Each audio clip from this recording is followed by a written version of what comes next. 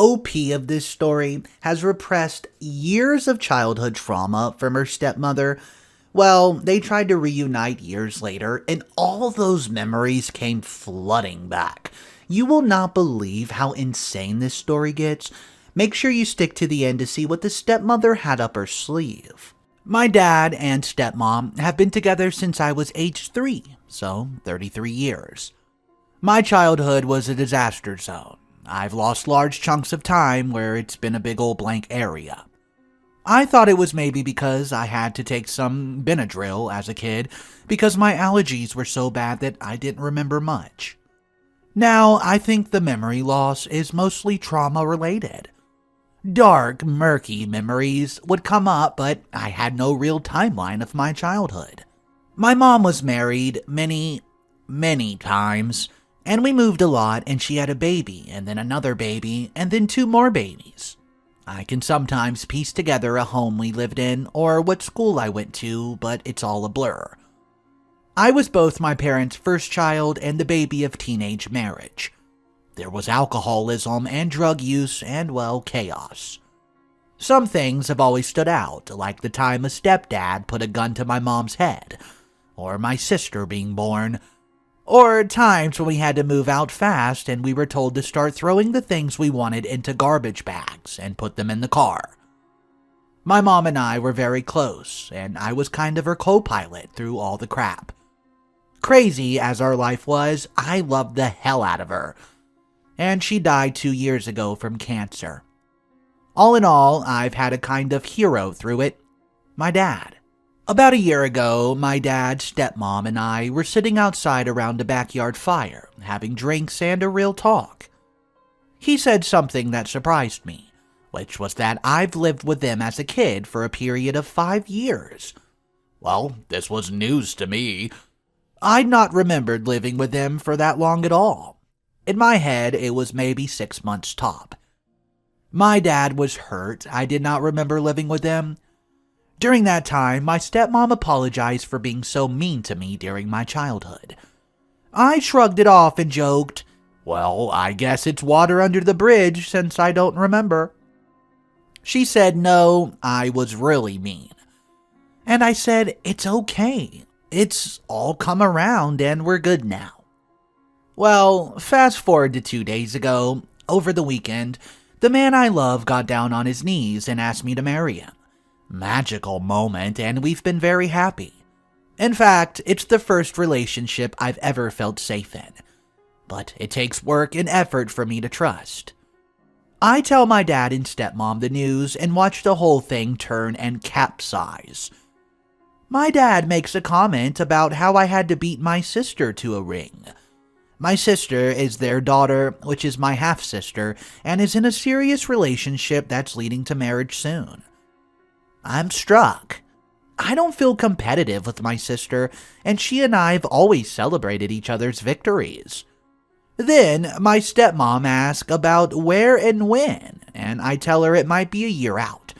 She starts making excuses about how she'll not be able to go, or not willing to go, but tells my dad that he can.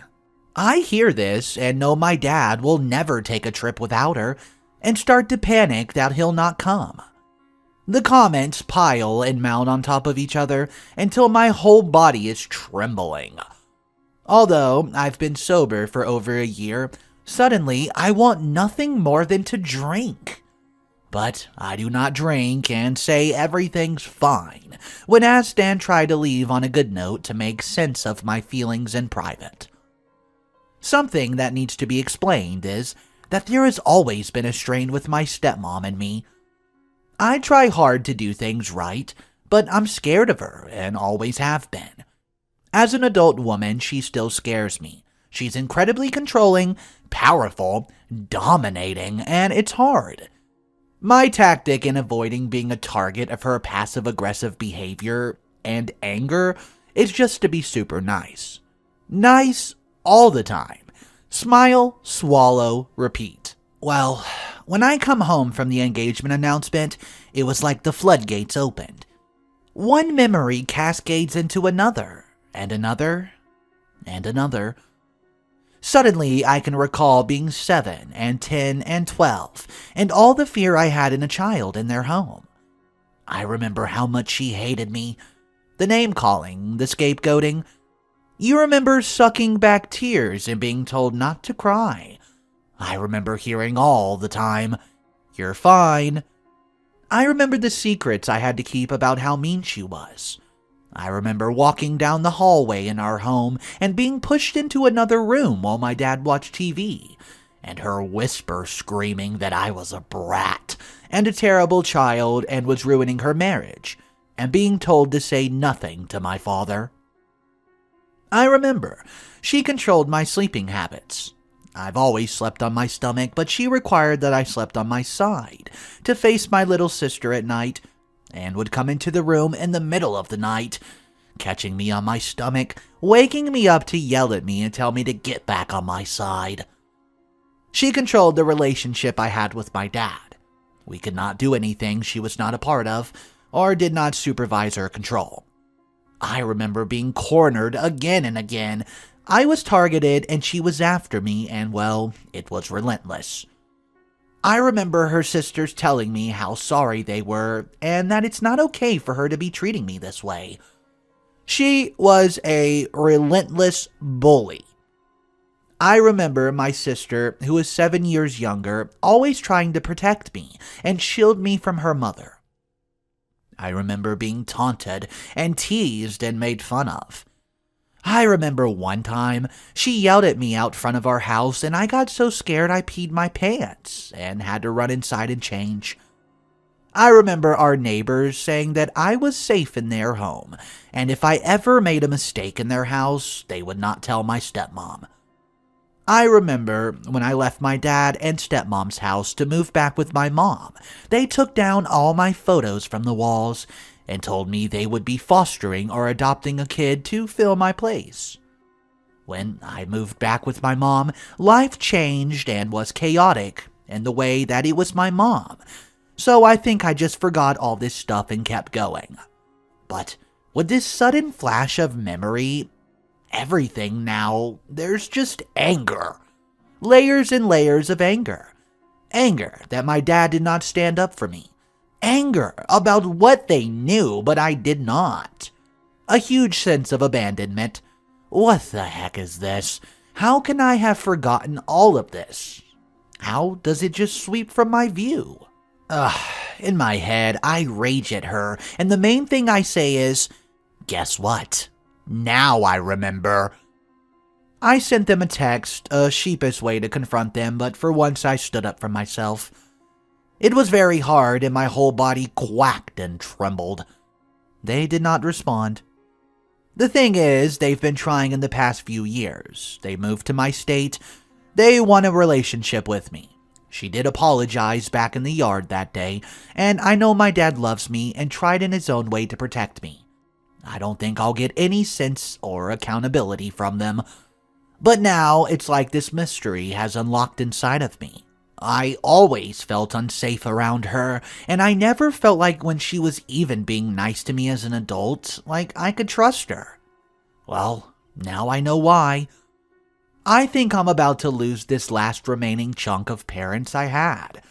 My mom's gone, and I've continued to work through all the things that happened with her, and will head back to therapy to deal with the rest. My sister asked what I want to come out of all this. Why put it all towards them?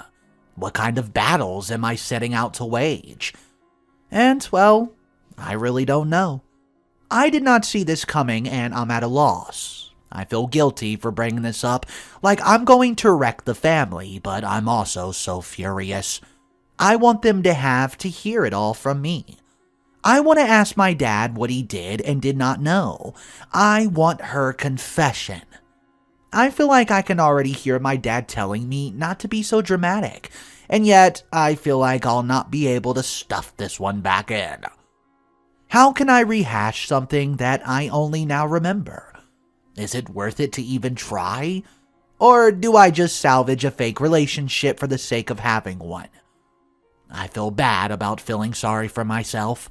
Is there anything that will come from holding them accountable? Or am I just heading down a path of anger and victimhood? I wonder if we can even have a relationship from here. What's up, guys? Mr. Reddito here. Man, this is a deep story. There's an update that came out 3 months after this original post. If you're not subscribed to the channel, please take a second right now to click that subscribe button underneath this video. And don't forget to click the notification bells also so you get notified when a new video drops.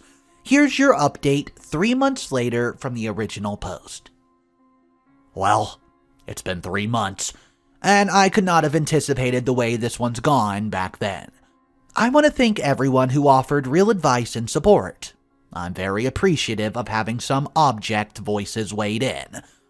I did what everyone encouraged me to do and hauled my butt to therapy. I shopped for a therapist and found a really stellar one. He's compassionate, attentive, and clear. I also got involved in ACOA, Adult Children and Alcoholics, which has been helpful for me. My response for a long while was just to hunker down. My sister decided she did not want to speak about this topic with me, so we've been distant. My dad and I went almost 3 months without speaking. He would text inquiring or asking to meet, and then cancel the meetings at the last second. I've avoided speaking with my stepmom altogether. My fiance and I have gotten closer through this experience, and I've leaned on him and he's been really supportive. We're doing joint therapy to work on making sure this does not affect the level of trust and safety we can have as we move into our marriage.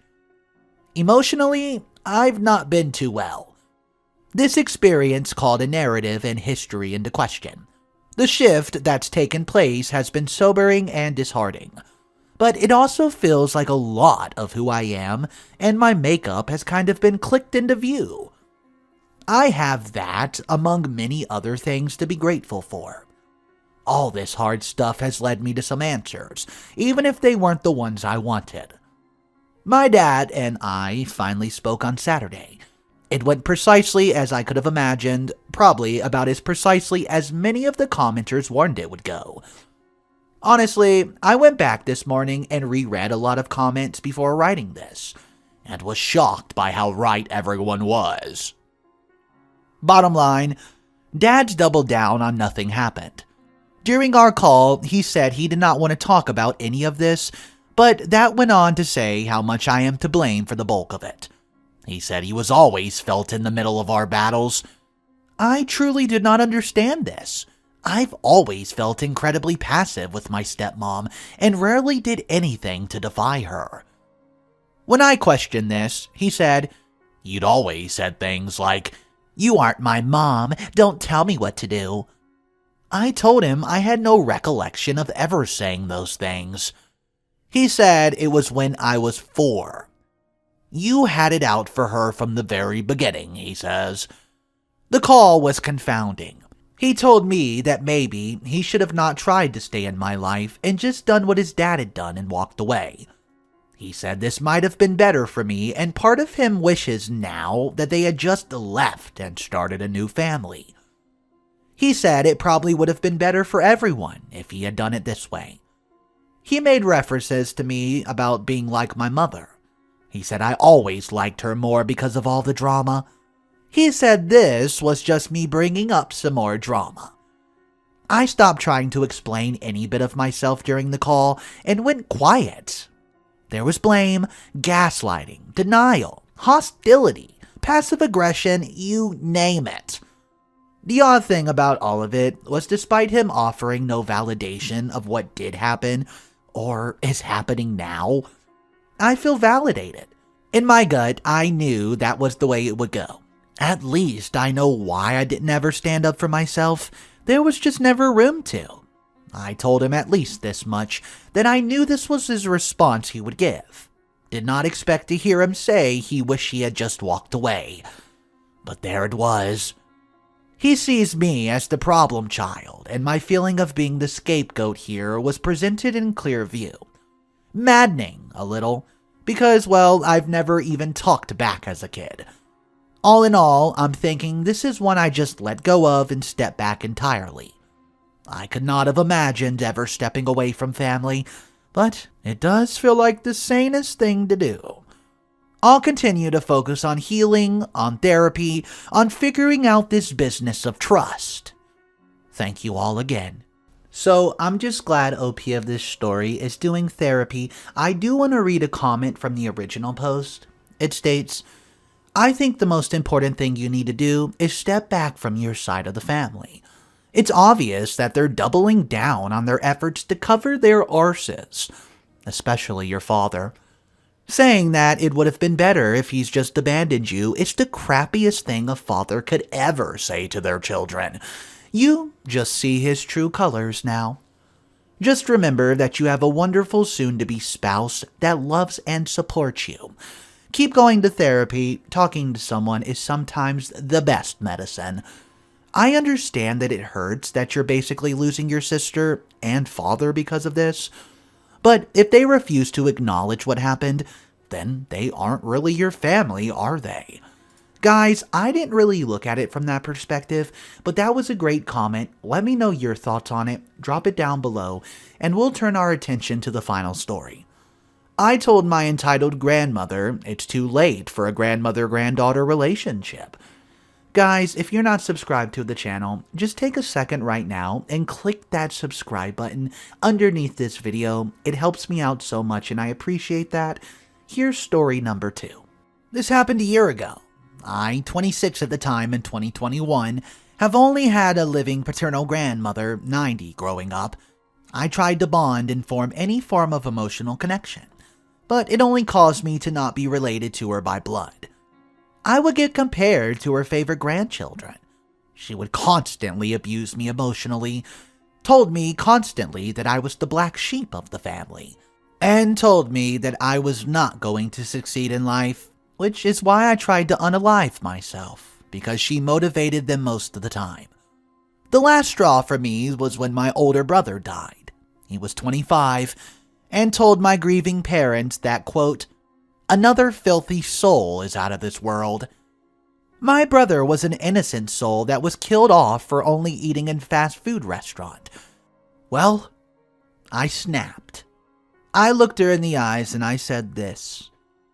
The day your funeral comes, I'll probably wear the brightest of brightest red dresses. I'll look in my closet and find it, because I'll never mourn your loss. On the contrary, I'll celebrate it when it happens. Well, this happened in 2014. Since then, at every family event, I would avoid her or pretend she does not exist. Hell, I'd even skip going to her birthday parties. So last November, she got sick, and she wanted all her children and grandchildren to take care of her in the hospital, since her favorite daughter, who's my aunt, and her favorite grandchild can't do it. She said this to my dad over the phone, and I told her, sorry, but my grandparents died in 2004 and 2012, and I don't have any other grandparents since I'm not a granddaughter to my last living grandparent. She started crying, more like manipulative crying, and told me that I am her granddaughter and this could be a good moment to bond and mend our relationship. I said to her, now I'm your granddaughter. I needed you for 26 years. But in those 26 years, you broke me emotionally, and I can't come since I study and work. Plus, there's no relationship to save. I hung the phone up before she could say anything. I've been told I'm a horrible human being for what I've said to her, but I don't feel sorry at all. I don't feel an ounce of remorse. I mean, she dug her own grave, now she can go and lie in it for all I care. You know what I call that? That's karma for ya.